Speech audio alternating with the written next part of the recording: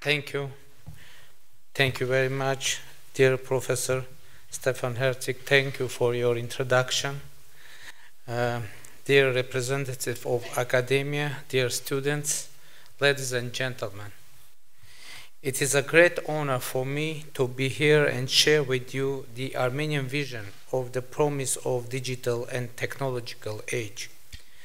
A permanent technological revolution has now been underway for many decades, and it is an irreversible reality moving us to the threshold of the fourth industrial revolution. It has brought a promise of freedom and independence, of collaboration and exchange without limits, of boundless possibilities.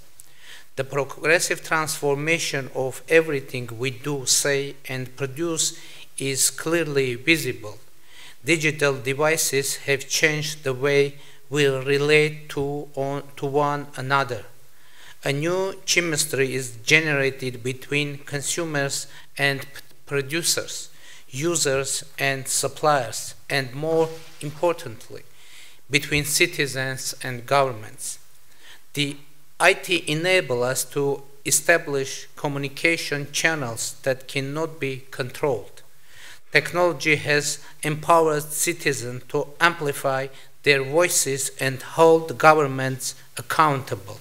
To make it simple, they make democracy more accessible and accessible. This is what exactly happened in Armenia.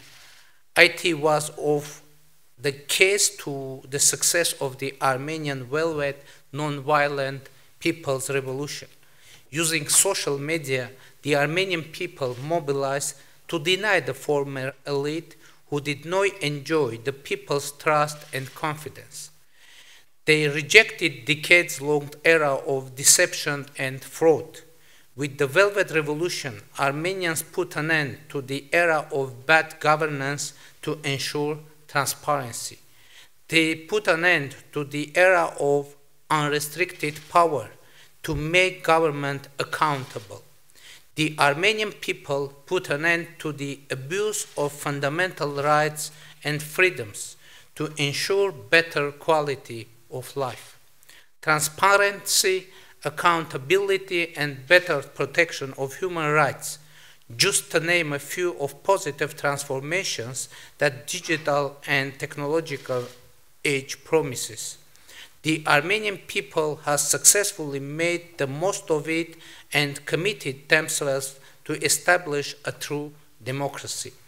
By holding snap parliamentary elections, this phase of the Velvet Revolution has been completed. Now we have a task not less important. We desperately need an economic revolution. To this end, we are going to widely utilize all the opportunities that digital age promises. Ladies and gentlemen, the promise of the digital and technological age is even bigger when it comes to relation between consumers and producers, users and suppliers. Consumers able to afford and access the digital world have gained a lot from ordering a taxi, booking a flight, buying a product, making a payment to listening to music, watching a film, or playing a game. Any of this can already be done online. Technological innovation has also led to benefits for suppliers. Logistics and global supply chains have become more effective, and the cost of trade has decreased. All this have opened new markets, fostering economic growth. More importantly, IT and digital age enhance international competitiveness of individual countries. This is especially true for small countries like Armenia that, due to geographical and geopolitical restrictions, have limited impact on global processes. IT provides level playing field for all actors, regardless their might and scale. Also, for this reason, the Armenian government has prioritized the sector of high technologies as one of the major pillars of its economic development. Leaning on almost century-long traditions, we are on the path to building a truly technological and industrial economy. We want to meet 21st century standards with ever wider opportunities and prospects to position Armenia as a country producing high value and knowledge intensive goods and services with creative human capital at its core. Armenia was considered to be the former Soviet Union Silicon Valley, where nearly to the Soviet era first semiconductor computer and one of the first in the world was manufactured. The major part of computing systems and electronics for submarines and spacecraft of the USSR were both invented and manufactured in Armenia. Advanced antenna research, design and production was conducted in Armenia. The major semiconductor design, production, test, and integration centers were in Armenia. Today, the Armenian potential has widened up. The IT sector in Armenia grew fivefold over the past 7 years with an annual rate of about 25%. Multinational companies like Synopsys, National Instruments, Cisco, VMWR, TeamViewer, Mentor Graphics, owned by Siemens, and others have big research and development offices in Armenia with thousands of employees solving the most complex problems in 5G, advanced drive assistance system, machine-to-machine communications, Internet of Things, artificial intelligence, robotics, and other applications. Armenia's current potential enables us to implement programs both with our compatriots from the diaspora and international organizations, and why not with the IT giants. We are launching exciting startup projects to create ecosystem incubators, including sustainable development laboratories. Artificial intelligence, cybersecurity, blockchain, and semiconductor technologies are among our priorities.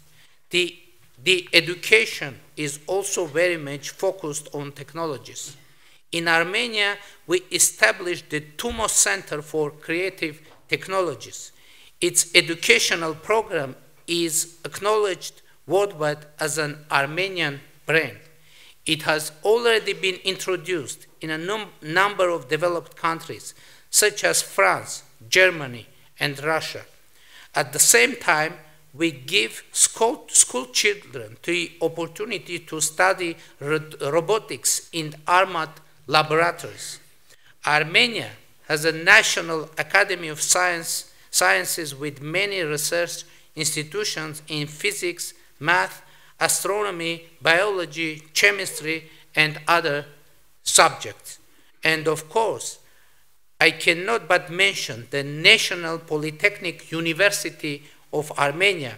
Your university just signed a memorandum on academic cooperation with. With the potential that these two universities have, I have no doubt that in the near future we will hear about their joint successful initiatives. I attach high importance to the collaboration of Armenian universities and their faculty with their international counterparts. The networks created by international collaboration in science and technology open up new horizons. And last but not least, Armenia's main asset is its bright-minded and talented people with cutting-edge education. Due to this, Armenian startups are evolving speedily, some of them coming in leading place on the roadmap of technology. It is a proven fact when Armenians are provided with opportunities, they are always successful. This is why more Armenians stand out in diaspora as compared to the homeland. This is why our government is doing its best to ensure compatible environment in Armenia to make it a home for intellectual potential of its people. In acknowledgement of this potential, for the first time in the 40-year history of the World Congress on International Technologies, a small developing country as Armenia will be hosting the very Congress. The mere fact that the largest and the most reputable international event in the industry will be held in Armenia speaks for itself. More than 2,000 delegates are expected to attend from about 60 countries. I am extending an invitation to you all to come and participate in the Congress.